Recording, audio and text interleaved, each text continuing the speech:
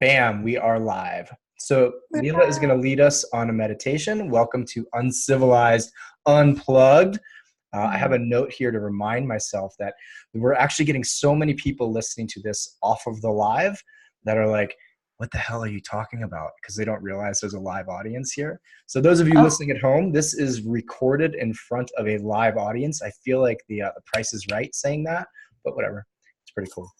Feet flat on the ground, and Leila, please take it away. Let's close our eyes. Take a big deep breath in. Exhale fully. One more just like that. Breathing into your belly all the way up through your shoulders. Exhale fully from the shoulders to the belly. Relax any tension within your chest, collarbones. Let your spine be nice and tall. So you can relax your jaw, your tongue, your eyes. The back of your neck get a little bit longer. Kind of softness within your face and your belly. And just be aware of what it feels like to be you this evening, what it feels like to have your breath coming in and out of your body.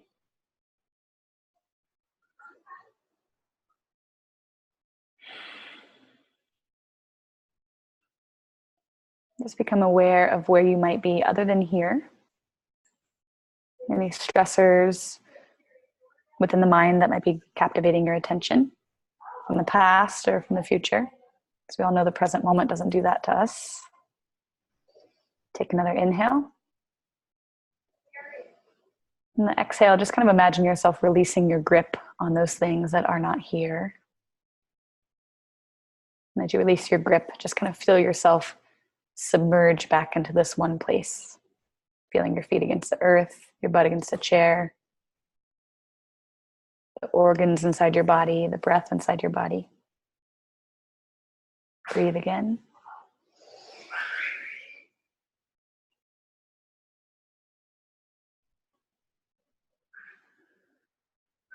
And just find a relationship with your breath this evening, noticing that every time we inhale, we have a chance to do that same inviting, releasing what's out there and inviting ourselves into one spot. And every exhale, we get to do the same thing, kind of release any need to control what isn't happening here, any need to attach to anything that isn't happening here, just so that this moment can have more of us.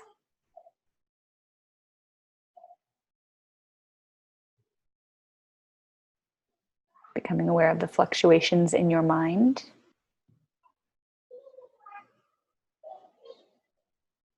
And recognizing how the breath is the one thing that can soothe those fluctuations.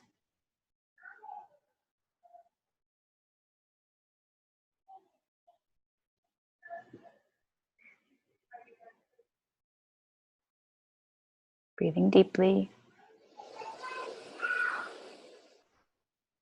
Long exhale.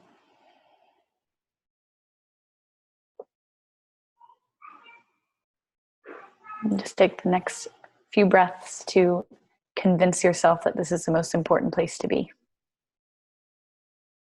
Every cell in your body was getting a little bit of nourishment by the fact that you were paying attention to it.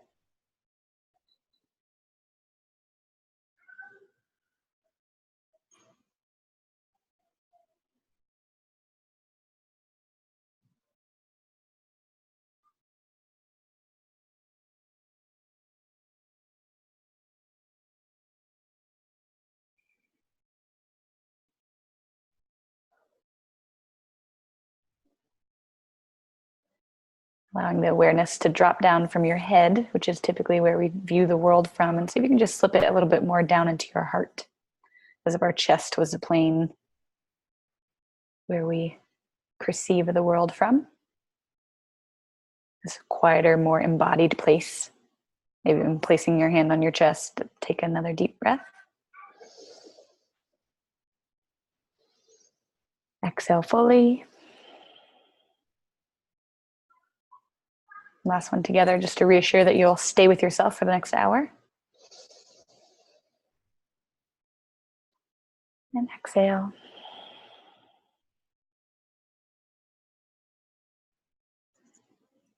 Welcome all of yous here. All of yous here. All of yous. I love it. Thank you so much for that. That was beautiful. Welcome. Beautiful, beautiful, beautiful. And welcome everybody who's joining us live.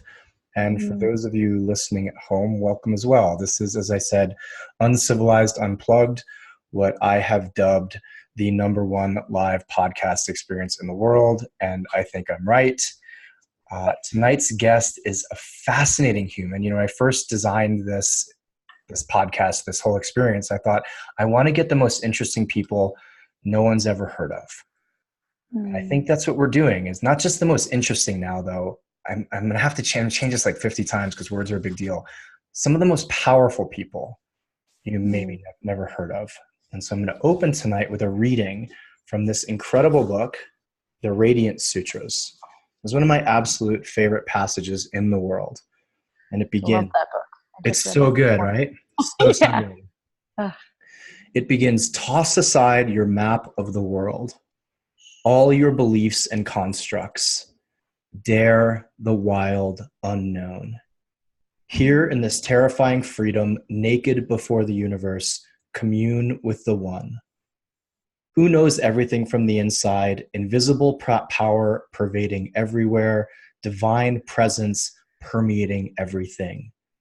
Breathe tenderly as the lover of all beings.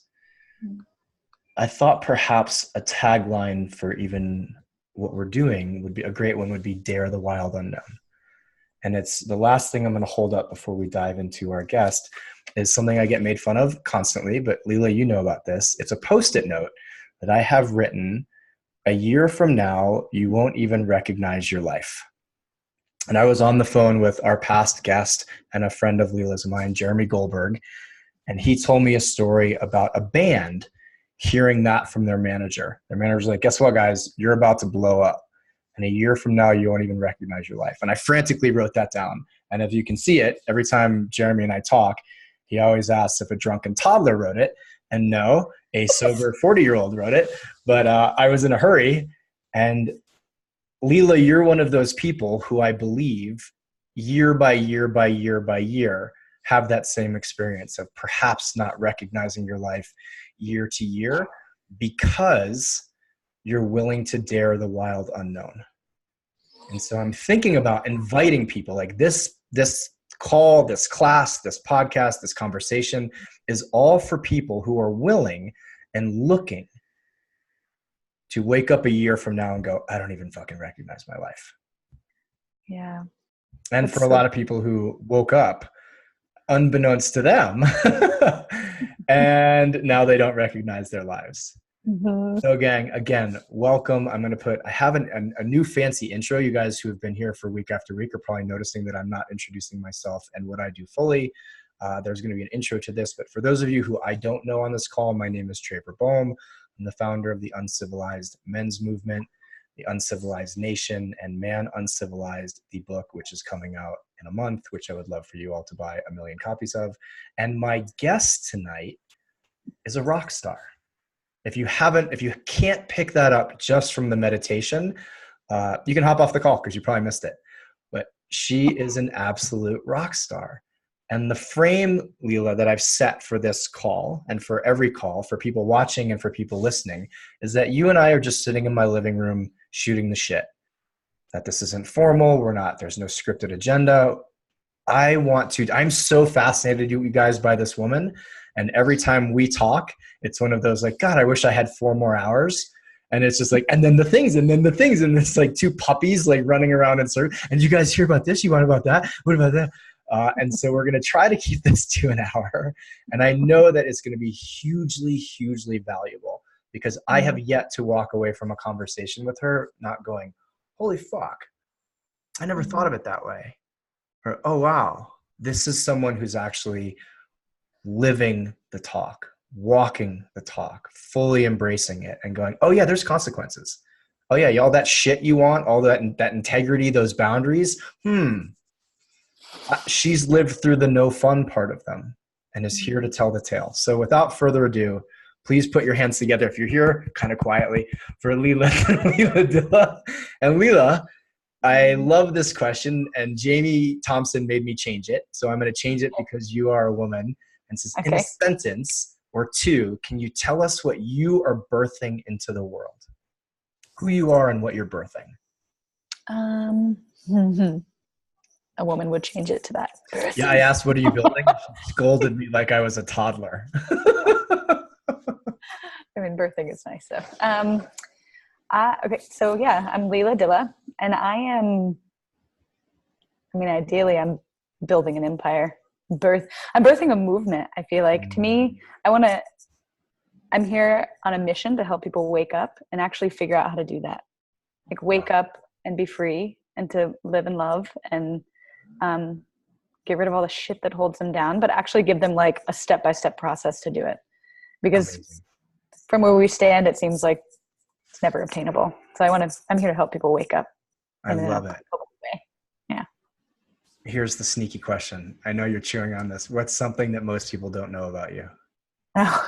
So immediately I was like, because I do share a good amount of my like internal world on my social media. So I feel like there is a lot of that is pretty transparent. And the things that people don't know are actually just kind of like some fun things that I was going to share in here. So there's a couple of them that I don't really talk about because mostly it's yoga and empowerment and this and that. But I'm a Reiki level 2 certified Reiki practitioner, which I practice, and I don't really tell many people about that. I'm also a certified astrologer, so I can read your astrology chart. Get out of here. Yeah. Oh, cool. I did actually graduate from college. I went to the University of Florida. Like, people don't know that either. I went to the University of Florida and got an exercise physiology degree, and I'm a certified conditioning coach. Wow. I'm a private chef. That's and I was right. homeschooled until I went to college.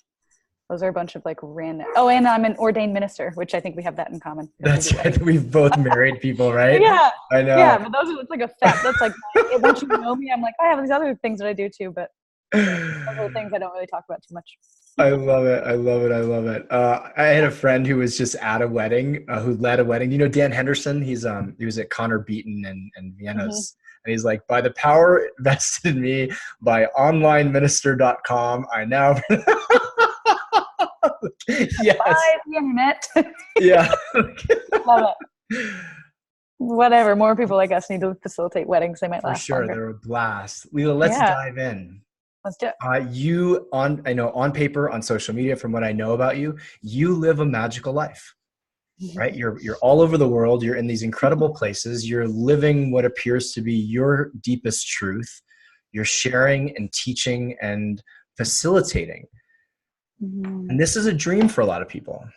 There are a ton of people who are watching this or listening to this that go, I want to do the same thing, and I don't know where to begin. Can you tell us, was there a time when this wasn't your life? And what helped you make the change? And what was that first day like where you're like, all right, fuck it, I'm doing it?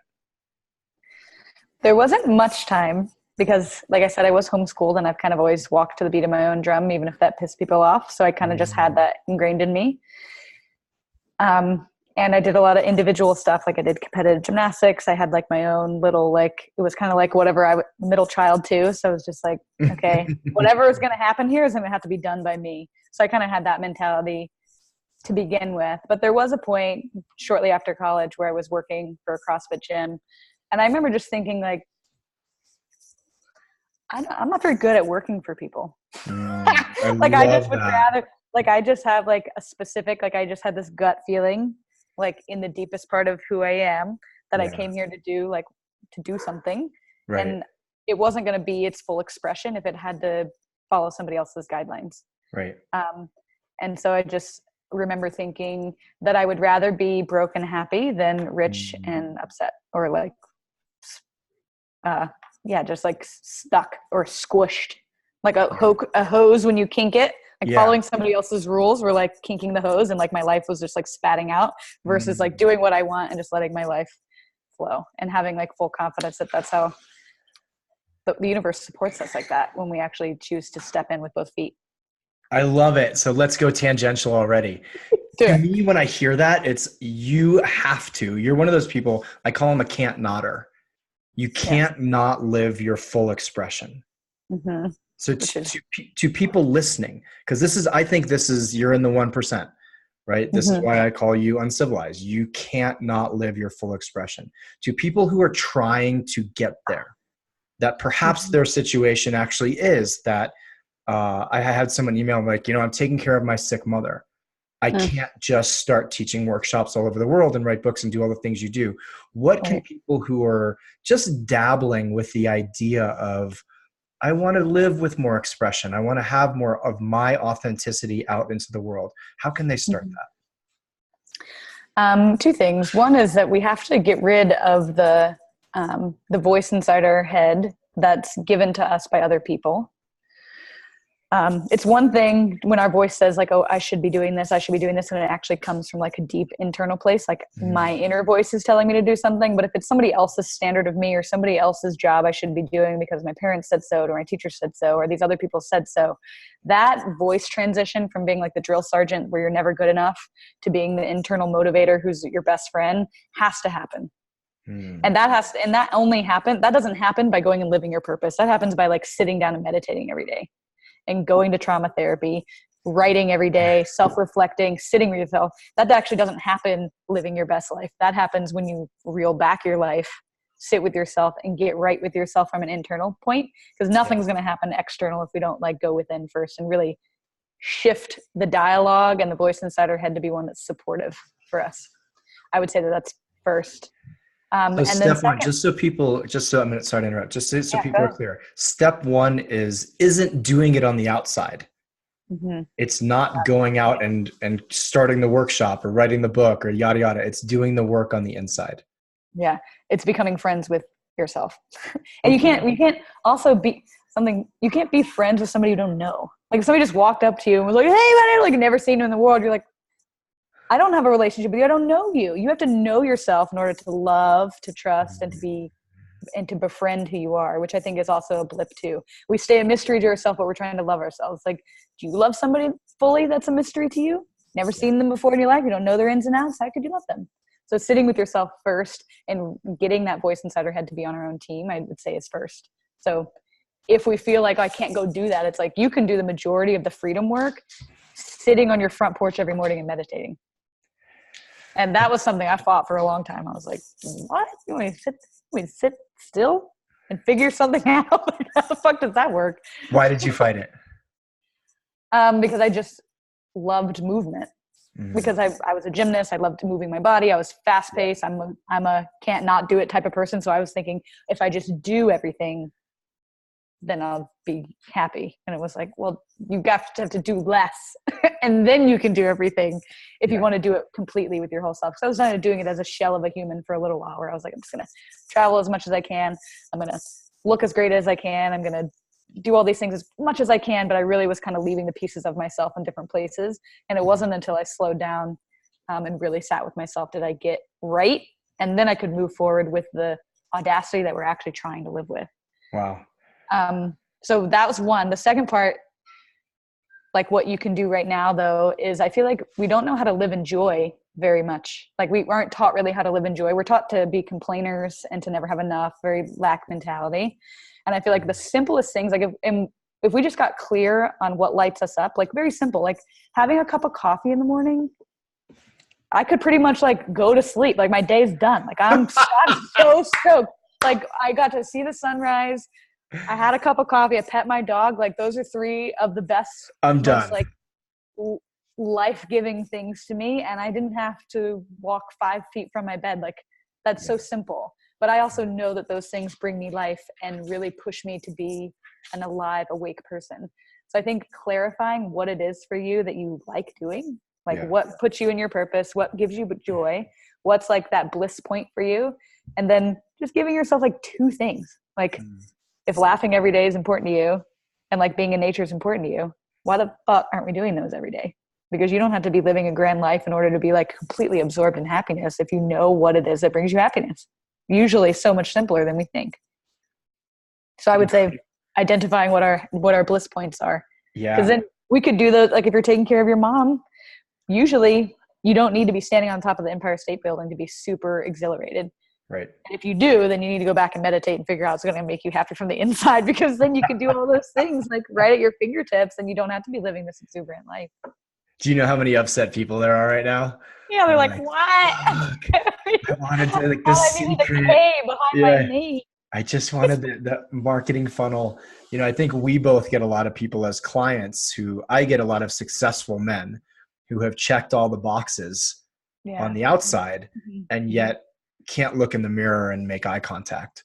Yeah. Or can't look at their partner and make eye contact, or have a closet full of addiction secrets and things they hope nobody else finds out that are keeping them numb from realizing that all of those boxes checked without first doing the inner work is the truest definition of misery, because you also then have the juxtaposition of, I should be happy. Yeah. And I'm not, which Everyone is like, told me that this was going to work. Everything from the second I can remember having memories told me, like, do this, accomplish this, get that money, get this girl, do this. Like, pretty much we should all just play opposite day, which is my favorite thing to do. Like, I remember when my life really started to change, I was like, well, what I'm doing is not working. So I'm just going to, anytime I go to make a choice, I'm going to play opposite day and be like, I'm going to think the opposite. Like, and that actually helped a lot. I suffered with bad body image and eating disorders for a long time too, because I was a gymnast, and my parents have a catering company. I'm actually at my parents' house right now because I'm in between travel.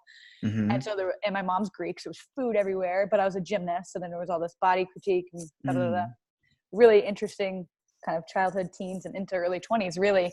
But I remember playing opposite day was like the best thing and the most transformative work in relationship to learning how to love my body. It was stand in the mirror and be like, what would I normally think?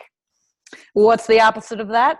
Thinking that, and then I'd walk away. And then eventually I really just like rewired my brain to be like, get beautiful. What I didn't realize is that you're actually like messing with the neuroplasticity of your brain when you do that. If you have the consciousness to step back and be like, this would be my normal habitual pattern, what everyone else taught me to think. Yeah. Find some altitude and shift, play opposite day. That'll work for anything. I love it. Do you know who George Costanza is? Yes. From Seinfeld. Remember when he did that? And he like put his feet up on the desk where he's getting interviewed. I tell guys going through divorces, like, do this. Trust me. If you're going to send email A, send like the kindest, sweetest email B when you're upset, and just see what happens. Yeah. Yeah. Amazing. I love it. I think we could stop right now. And like, you've dropped enough knowledge of, do you realize that her cup of coffee, petting her dog, and watching the sunrise, this girl has found more joy in her day than most people who are just tick, tick, tick, tick, tick, tick, tick, tick, tick, tick, tick, tick, tick, and are probably waking up, eating cereal in the car, having meetings on the phone, you know, yada, yada, yada, and accomplish, and still feel as dead as possible.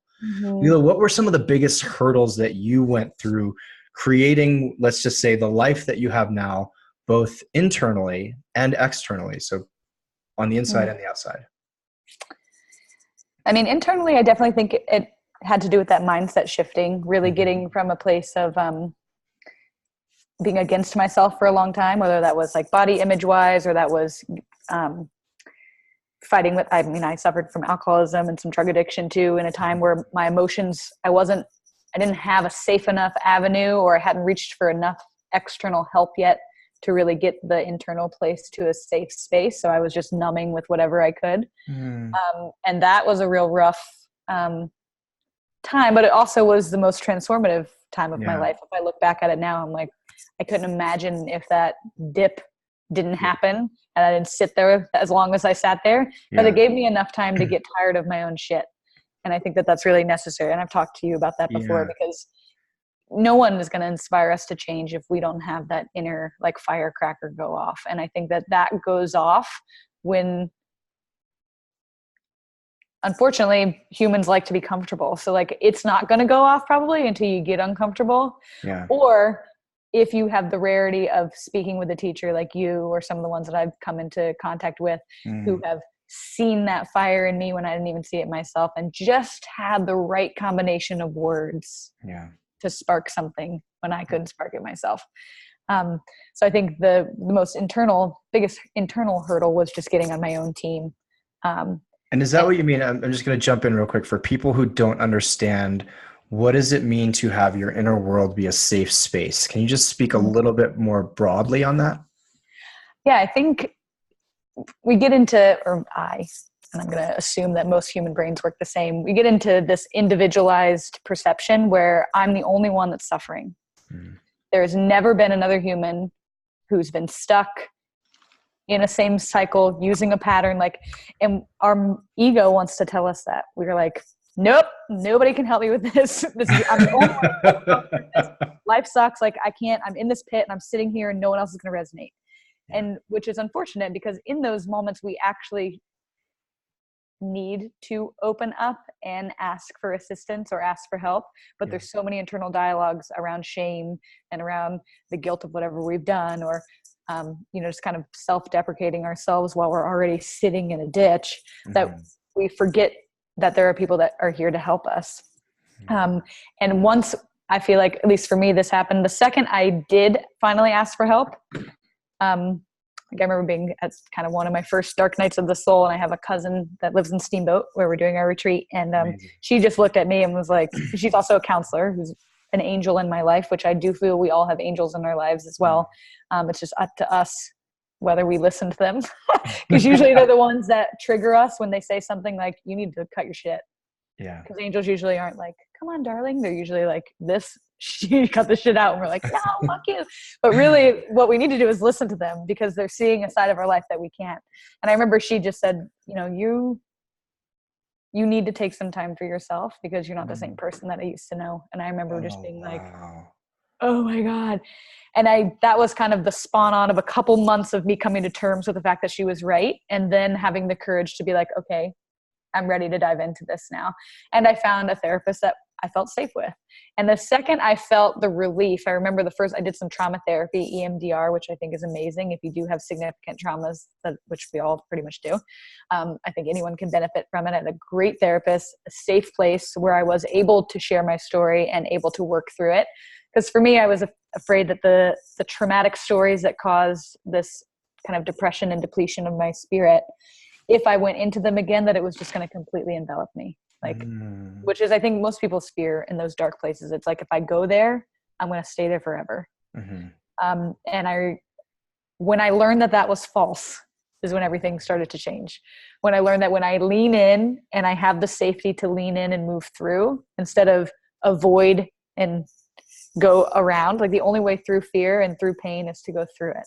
But if we don't have the safe space to do that, whether that's facilitated by someone or we have the time in our life where we can do it alone, although I do think having people there to do it with you is exponentially easier.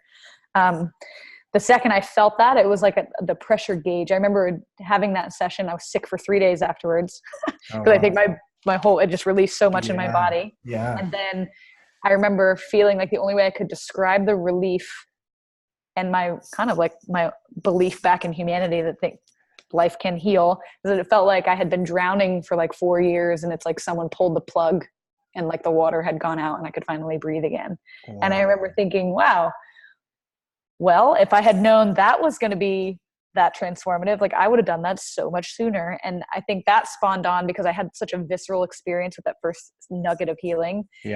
I was like, this is possible.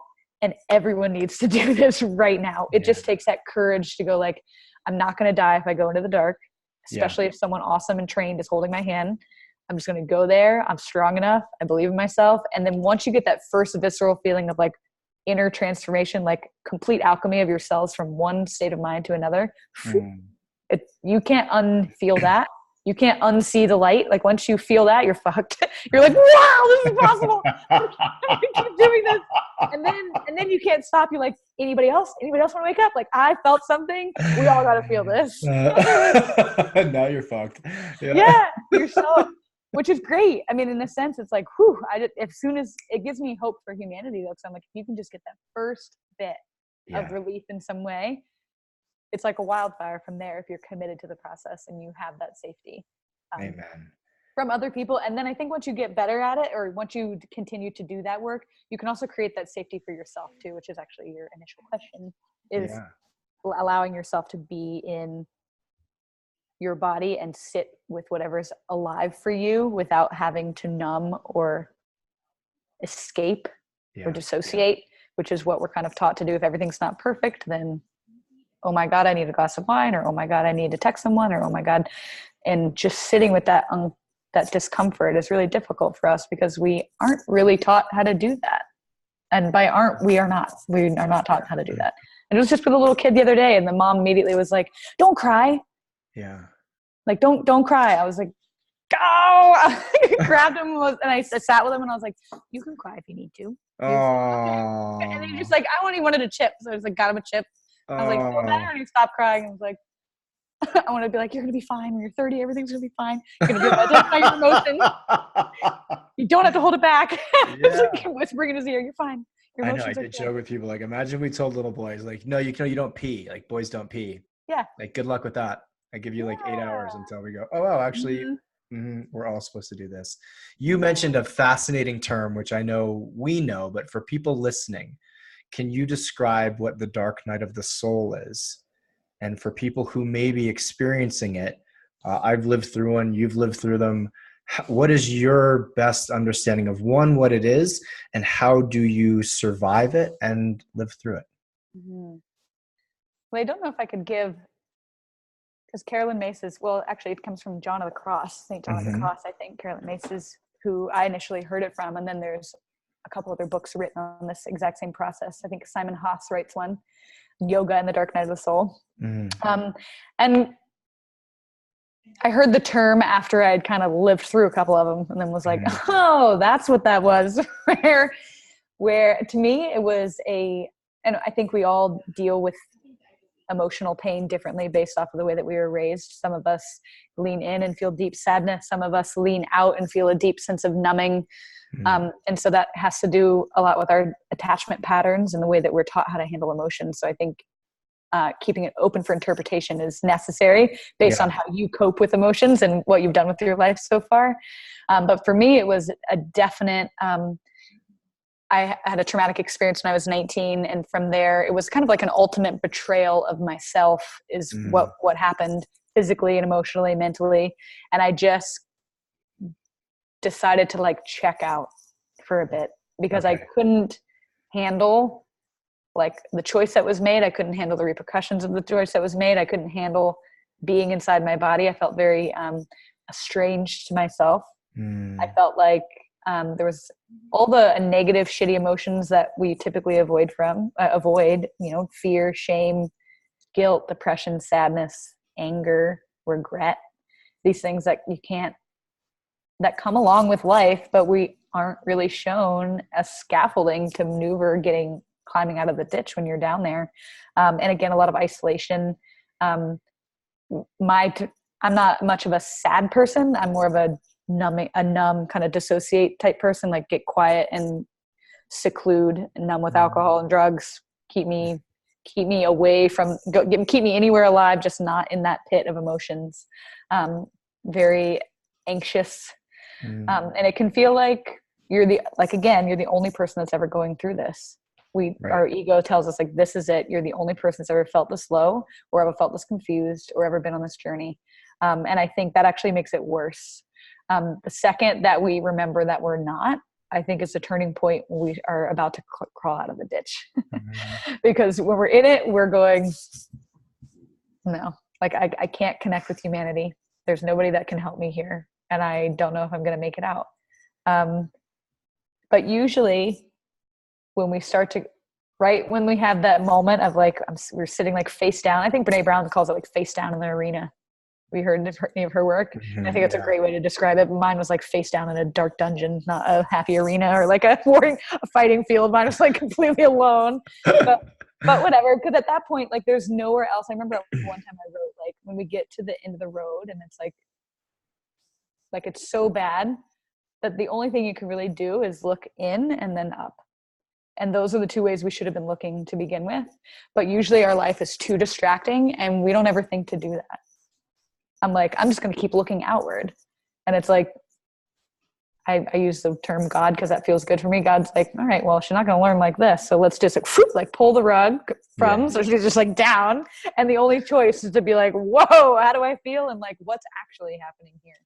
Connect in and up. And I think that's our avenue out, is to start to ask the deeper questions, wonder how the hell we got there in the first place, and what is it that I'm actually needing now to get myself back to a solid place. And usually the first steps are like, you know, Carolyn Mace's book that was on my shelf for 7 years and I didn't read. And then like, you know, the therapist number that I had there and never made an appointment, or like the person that like all that were at our fingertips anyway. We were just too distracted to utilize until Right. stuff got so bad that we decided to make a change. An Yeah. empowered change from the inside that has nothing to do with anyone else or what they think of us. Beautiful. Thank you for that. I love one of her favorite quotes, Carolyn Mace, of that I had, I think, taped to my desk during my divorce was, situations force us to make the changes that we wouldn't make otherwise. And I remember being like, holy shit, I haven't drank since that happened. I haven't smoked pot since that happened. Yeah. I'm completely redesigning my life in the way that I always wanted it since that happened. And all of those choices were available 6 months prior. Yeah. Right? The books that I was reading 6 months prior didn't make sense. That was one of the most interesting parts of it. I remember reading Way of the Superior Man and be like, this is kind of nonsense. And then boom, through the process, reading it 25, 30 more times, and each time going, oh my God, this makes more and more and more sense. Yeah. Because we're stripped. I feel like in that dark night of the soul, we're like stripped of the storylines that were keeping us blind to the reality of or blind to the potential of our life. Yeah. Because again, we've taken on these roles that other people have told us, like, you're this, you're that, this, that. So then I carry those images through my life. Right. And those images that I didn't even choose, they were given to me as a child or as a first girlfriend or a sister or whatever. They aren't even me. Other people put them on me. They're keeping me completely blind to what I actually want. And the only way to really get rid of them, unfortunately, at least the first go round, is to rip everything from you and go like, now what? And you're like, right. Why did I have to have that? Yeah. Really? Like that was the avenue I had to take? But that being said, when you're comfortable, when you realize that happens, we don't need a foghorn in our face anymore to know when change is here. You could hear a small whisper that's like you posted a video recently, like the tap on the shoulder. Yeah. And it's like, I can hear pretty quick. Like I'll get like an ache in this right shoulder and I'm like, something's off. And I'm like, oh, that was it. I've been holding on to that for way too long, and I can let it go. I mean, or sometimes I'm like, God, I have a bad migraine. Like it's some minor crisis. It's not like I'm playing flat down on the arena, or like a business deal wasn't as graceful as I wished it was, and I was like, because I overstepped like a boundary that I knew I should have leaned into and refigured, but I didn't, and I kind of compromised slightly. I don't do these huge things anymore where I'm like, right. We can wake up. It's like the alarm on your phone that starts quiet and then it gradually gets louder. Yeah. The process of waking up in life is being aware enough to hear the alarm when it's silent or like very low. So it doesn't have to be this disrupting, and then some shit happens, like people die, tragedies happen. Like we can't just avoid all of that. I'm not saying that, but from a lot of what we experience in our life could be minimized based on our ability to lean in and actually listen to what life is trying to do in front of us and with us and for us. Right. We're just usually too distracted. Yeah, I love the quote, the universe whispers before it roars. Yeah, it really does. I didn't hear, actually, I did hear that like 25 times. Because usually it's not whispering what we want. Yeah. We're like, God, give me a sign. Just a sign, like what I should do next. God lays out like a trail of everything you should do next. I'm like, not that. Like, I want the thing where like I get that man. It looks like this. And I don't actually have to make any changes. Yeah. Like, please, can I have a 7-figure sign that I'm on the right track? No negative feedback from anyone. I want everyone to be clapping along the way. I want more people to recognize me. Yep. Beautiful. So we've both mentioned multiple times the author Carolyn Mace. Can you tell me a little bit about how you first found her and how her work has influenced the work that you're doing in the world? She's my greatest teacher. I found her book when I was probably like 16 or something ridiculous. I don't know, 18. Invisible Acts of Power, actually, which is one of her last books, or it's like a compilation of letters. And I had brought it with me on a family vacation and was like, this book is pretty. It was like gold. That's why I bought it. I don't even remember. Like, and I read it and I was really fascinated with the chakra system, which are the energetic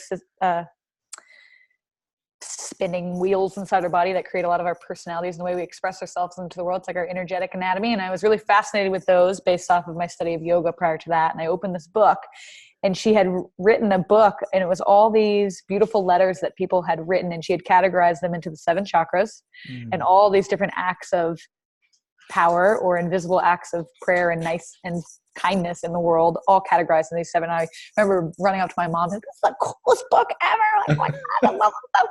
And then I found Anatomy of the Spirit, which is a fabulous book. I tell everyone to read that. Carolyn Mace, M-Y-S-S is her last name. We'll post her somewhere on this, but Anatomy of the Spirit. I found that book. I bought it for $3.12 at a used bookstore, and it sat on my desk for probably 3 years before I ever read it.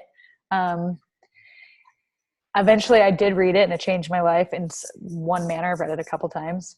Then I've read every single one of her books actually, and I'm rereading another one called Entering the Castle. It's called Finding the Inner Path to God and Your Soul's Purpose. It's like really deep and the whole thing is dog-eared and there's a gazillion lines through it. It's fabulous. But the point is that I really dove into her work during another face down moment when I was probably 24 or something like that.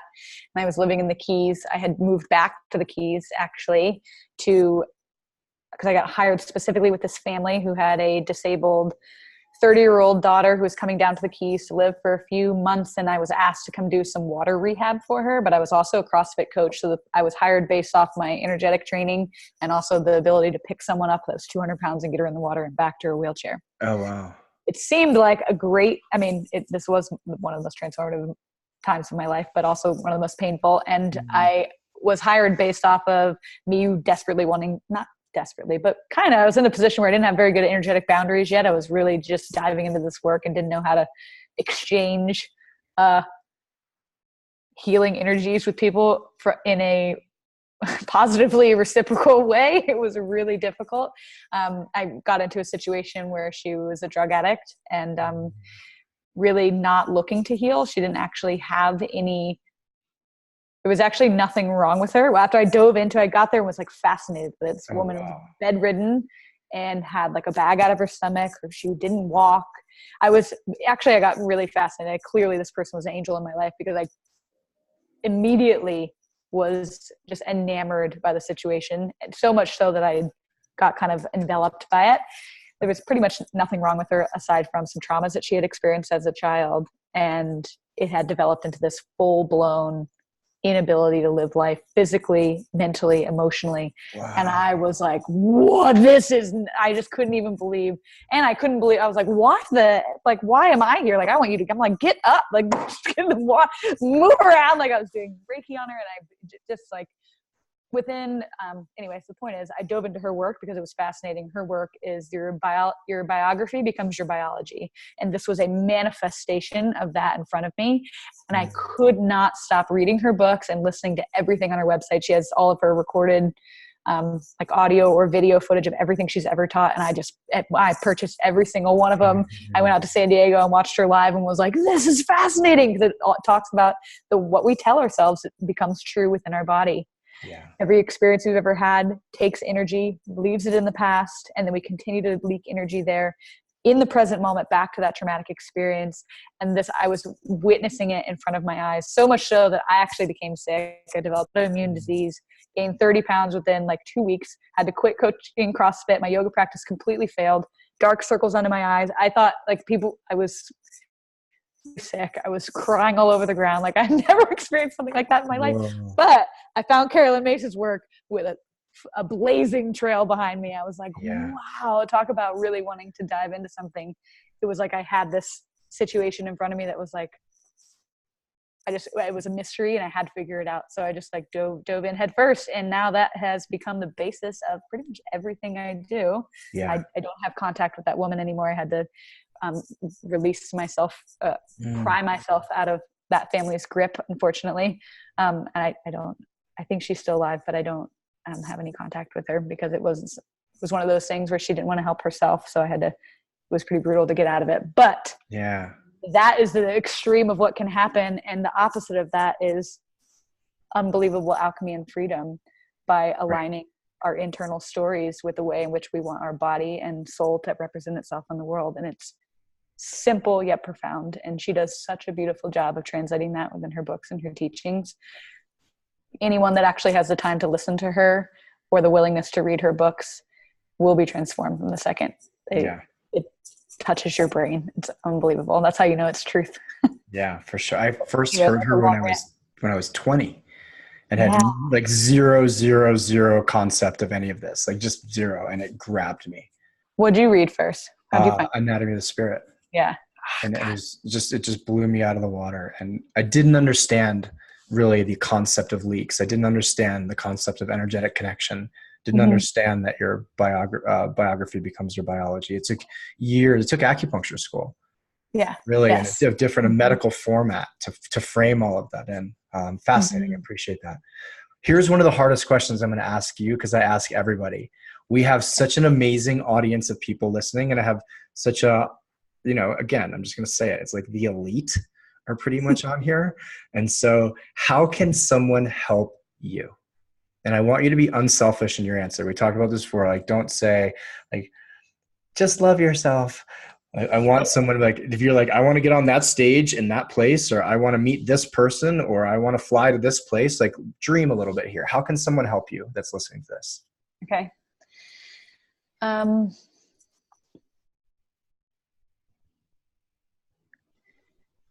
Well, you can follow me on Instagram. That would be the most selfish thing to do. Okay. I would really love to be able to swipe up. So just follow me on there. Second thing is read Carolyn May's Anatomy of the Spirit's phenomenal book, or any of her books if you pick it up. Also, her website's just phenomenal. Like listening to her, you can't avoid having an epiphany if you listen or read her, and having those epiphanies align us to a position of actually being able to live integrally in our life. And I feel like if we are living from a congruent place, change is going to happen. I would love if everyone stopped using plastic and styrofoam, like actually stopped using that. Wow, because if I have a hard time, and I care a lot about the planet, and I still have a hard time not using it, I know other people who care less than me are not doing it. And there is so much, I spend a lot of time in the islands. There's so much garbage floating around in the ocean. Yeah. The US is allowed to just go 7 miles offshore, and then they can drop anything in the ocean. Wow, that's disgusting. China will not buy our plastic anymore because they have too much. That's where our recycling goes. So my request to you would be to stop buying it. Stop buying anything in plastic. Stop buying, like, glass is okay. Aluminum is okay. At least those are natural substances. Right. There are stores that sell stuff in different containers. I feel like that's none of this internal work matters if we don't have a planet to live on. And I think it is unbelievably overlooked, even by the people who do give a shit like us. Yeah. Like, do not accept the styrofoam container. Do not accept the plastic. Like, start to look at all the little things, like toothbrushes. You know how many toothbrushes are sitting around on the planet? They have wooden toothbrushes now. I just got one. I was like, yes, a wooden toothbrush. Think about how many lighters and toothbrushes and all this stupid shit that's just clogging up the world. We need a planet to live on if we want to dance around and have sex and be like merry and purposeful. Like, we can't do that if we're living on a plastic planet, to be honest. So I would say just like start to live on purpose with the little things. Yeah. Amazing. And then come to Trey Vernai's retreat. I think that's a beautiful segue.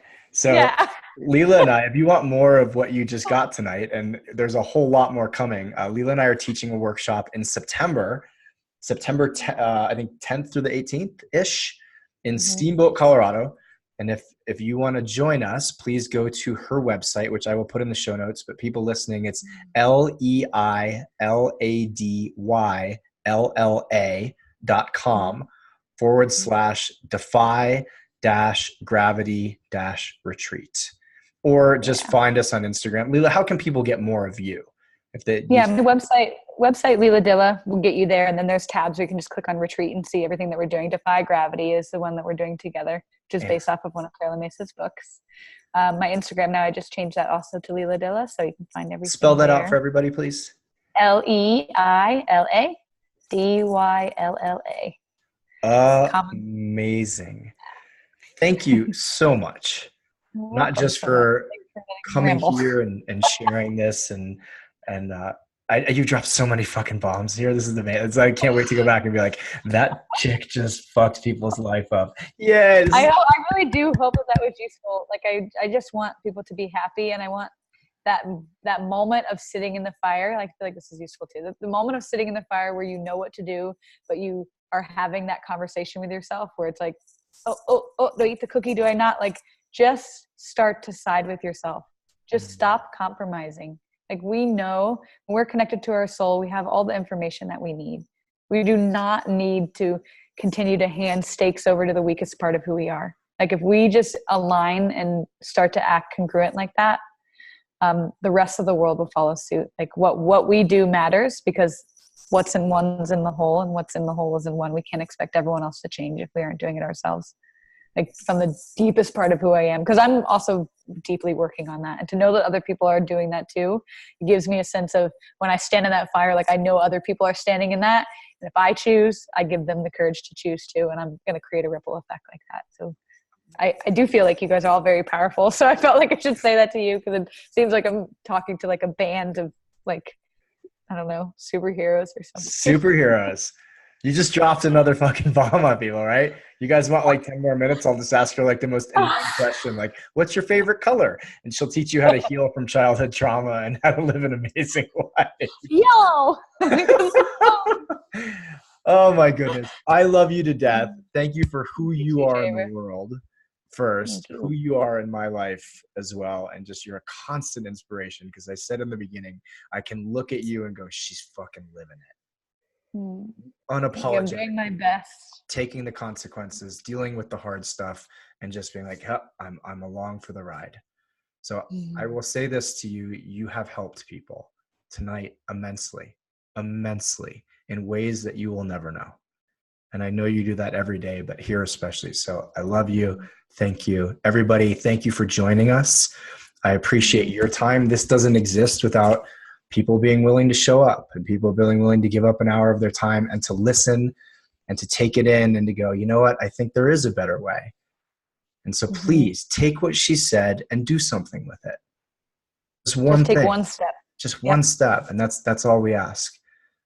And come to our damn workshop. And we'll see. Yeah, that's one big step. Yeah, just take a small step, but take a big step and really change things up. Amen. And Thank you, Trevor. I love you so much. You're welcome. You guys have a great night. Next Thursday night, I have a Jungian analyst coming on to talk about dreams. He's going to be fascinating. A guy who, you know, you said you hit rock bottom and called a therapist. I hit rock bottom and called this guy.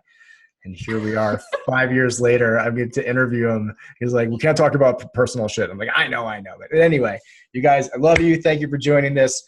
Please, if you would, go to www.manuncivilized.com/the book and get yourself on the sign up list. For the first week, I'm going to be giving away all kinds of shit to anybody who buys it. And I have a huge goal of selling this. And I know it's literally going to shift masculinity, and I can't do it. Love you guys. Have a great rest of your Thursday night. Stay uncivilized. Love you, Leila. Bye. Love you too. Bye.